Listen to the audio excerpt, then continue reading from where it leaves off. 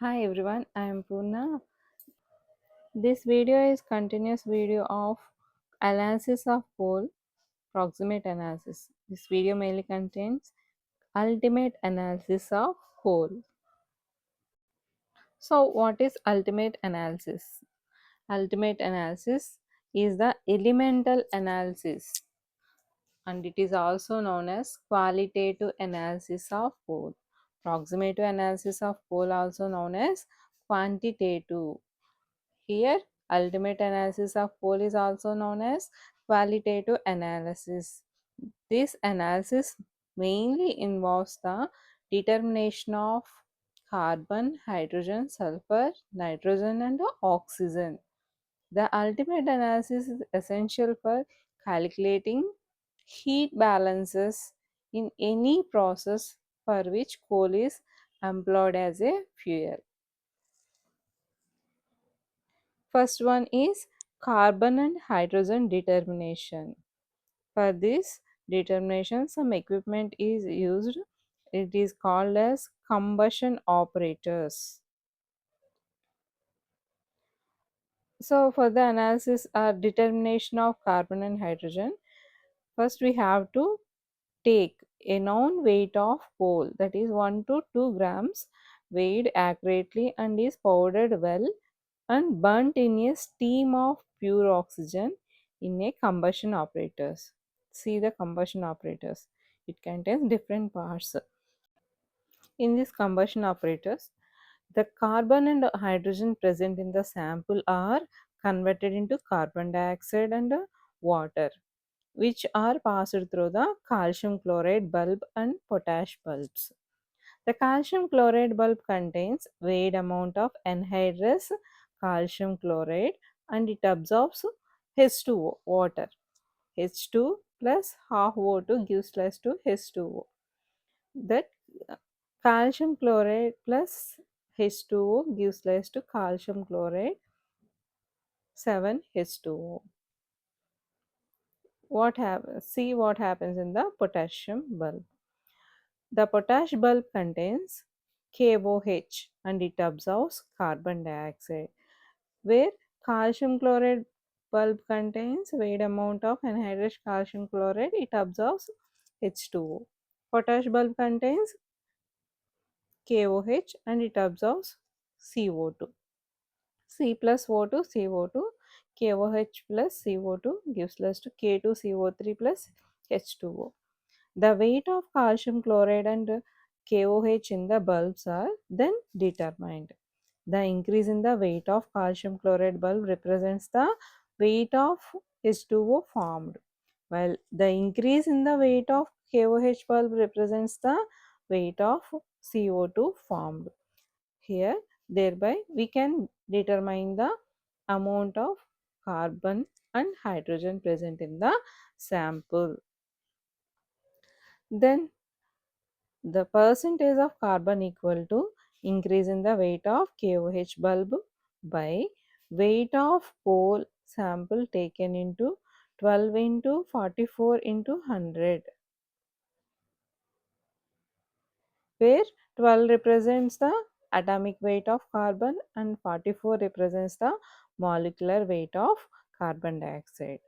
Coming to the hydrogen.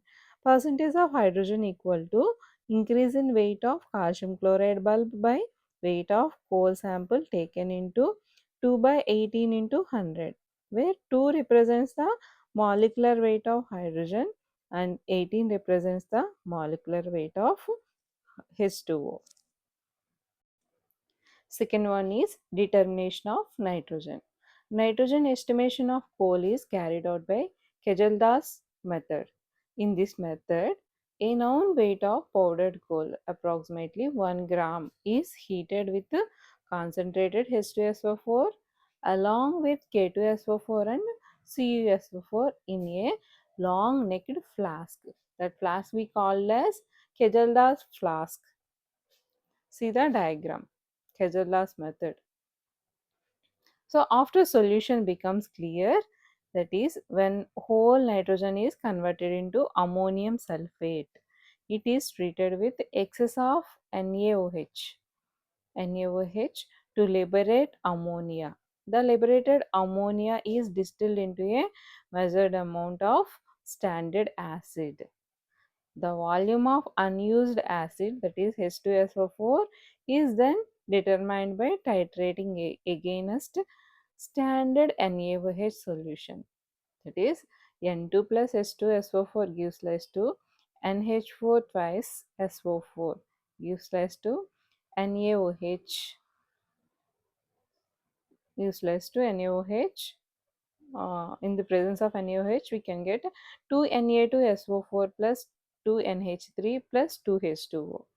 This 2 NH3 plus H2SO4 gives rise to NH4 twice SO4. See the setup of Caselda's method.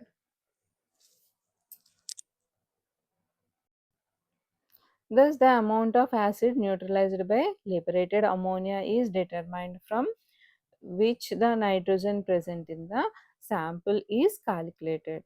That is, percentage of nitrogen equal to volume of acid used into normality of acid by weight of core sample taken into 14 by 1000 into 100 equal to volume of acid used into normality of acid by weight of core sample taken into 1.4.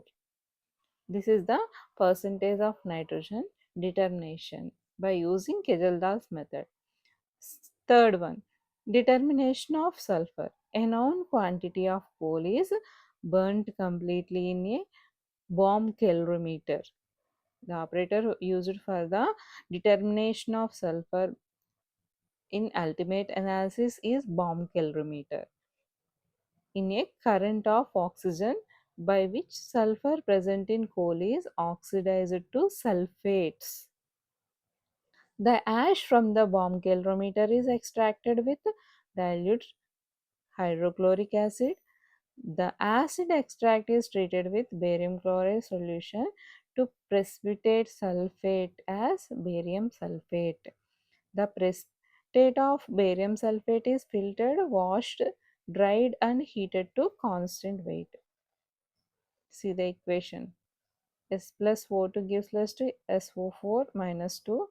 BaCl2 gives rise to BaSO4.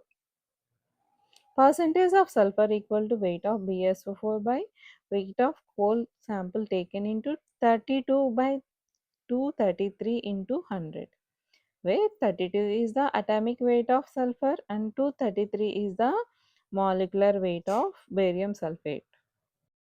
And the last one is determination of oxygen. It is determined directly by deducing the combined percentage of carbon, hydrogen, nitrogen and sulfur from 100. That is percentage of 100 oxygen equal to 100 minus percentage of carbon, hydrogen, nitrogen and sulfur. This is all about the determination of different compounds by using ultimate analysis of coal. Next is the significance of ultimate analysis. First point, greater than 1% of carbon and hydrogen in the coal, greater will be its quality and calorific value. Second one, since nitrogen is an inert and non-combustible gas, its presence is undesirable. Thus, a good quality of coal should have very little amount of nitrogen. Third, although sulfur increases the calorific value, on oxidation it produces harmful gases like SO2 and S3, which forms H2SO4 leading to corrosion. Oxides of sulfur pollutes the atmosphere. High oxygen content of coals have high inherent moisture and low calorific value. An increase in 1% of oxygen content decreases the calorific value by about 1.7%. Thus, a good quality of coal should have low percentage of oxygen. This is about the ultimate analysis of coal and significance of ultimate analysis of coal. Thank you. Thank you very much.